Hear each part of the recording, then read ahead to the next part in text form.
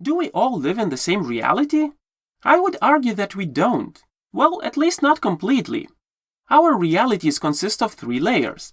The physical reality that we share with all animals and inanimate objects, the social reality that human communities created for themselves, and our personal reality that we can only experience personally. We rarely think about them separately, and even when we do, we tend to lump the social reality together with physical reality, and it leads to a lot of confusion and unnecessary arguments. And I get it, it is confusing, mostly because we use the same words to describe these fundamentally different realities. For example, a word fact can mean 3 very different things. A fact that my favorite color is blue, a fact that Russia is a bigger country than Belgium, and the fact that water consists of hydrogen and oxygen do not share the same level of reality. And even if we try to separate them into objective facts and subjective facts, it only helps us to distinguish physical reality from personal reality. But where does it leave our social reality? And I know you think that I'm overthinking it and making a problem where there is none. But I believe that understanding the difference between these realities is the key element to improving our global society. So let's look at them one by one. Objective reality is the only reality that we all share. It exists independent of our experience. A mountain is a mountain, regardless of what anyone thinks about it. Even if no one knows about its existence, it is still there. We can of course influence this reality through our actions. We can blow up the mountain and dig a hole in its place. But we cannot change objective reality by changing our beliefs. Even if every single person on this earth stopped believing in the existence of that mountain, it would still be there. Our social reality is different. It is real only because we agree that it is real. We can make social constructs to appear and disappear simply by agreeing with each other that they exist or do not exist, without any changes to objective reality. If we agree that women have a right to drive, they do have a right to drive. If Saudi Arabians agree that women don't have a right to drive, they don't. It's not that Saudi Arabia exists in some parallel universe or that women who live there are different species unable to drive. Human rights are not physical qualities, they are social constructs, so they do not depend on objective reality. We create them by agreeing that they exist, the same way as we create any other social constructs. If you want to create a religion or a political movement, you don't have to build or construct anything or influence objective reality in any way whatsoever. You just have to convince enough people that it exists. And when a huge number of people believe in something, that something starts to look as real as our objective reality. In our modern society, money is a very valuable resource.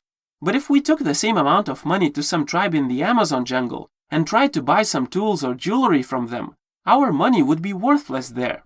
Not because Amazon jungle has some force field that drains the value out of money, but simply because that tribe does not share our belief in money. And our belief in money is the only reason why money is valuable in the first place. Nations can do stuff only because we believe that they can. They cannot act by themselves. They don't have bodies, so they cannot build bridges, protect us, or start wars. Corporations don't have bodies either, so they cannot make products or pollute rivers. People have to do all that. And people have to believe in them in order to act on their behalf. So our social reality is fundamentally different from our objective reality because it exists only in our collective imagination. It can of course affect the objective reality, but only as long as enough people believe in it. Our personal reality is even more different from objective reality. Only I can experience my personal reality, and my opinion is a sufficient tool to change it. If I believe that I'm a successful person, I am a successful person, regardless of what others believe about me or how insignificant my actions are to the universe. And I can instantly become a loser just by changing my mind.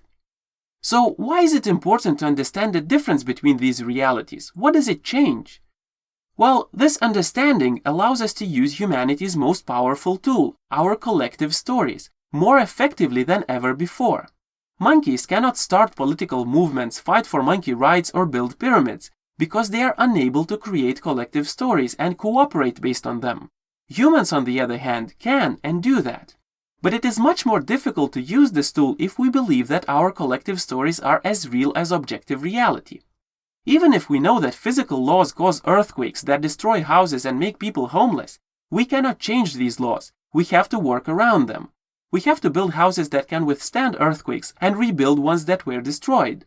But if we know that legal laws make people homeless, we don't have to work around these laws. we can change and improve them, so that legal laws would not cause homelessness in the first place. And probably even more importantly, this understanding that our social reality is not as rigid as physical reality allows us to cooperate with people that we would not be able to cooperate otherwise. For example, if you live in a social reality where you perceive liberalism as an objective fact about that reality and view conservatism as some bullshit story, and you meet someone who sees conservatism as an objective fact about reality and believes that liberalism is bullshit, you might see each other as some ignorant, uneducated idiots who cannot get basic facts about reality right. You might try to educate each other for a while, but at the end it is very unlikely that you would find a common ground on which you could build your cooperation.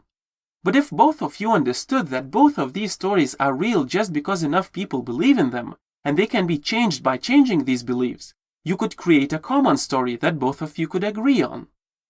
So instead of accepting our every belief as an objective fact about reality and trying to educate everyone else who do not agree with us, we should realize that other people's beliefs might be as real as ours and try to create a common reality that we all could live in.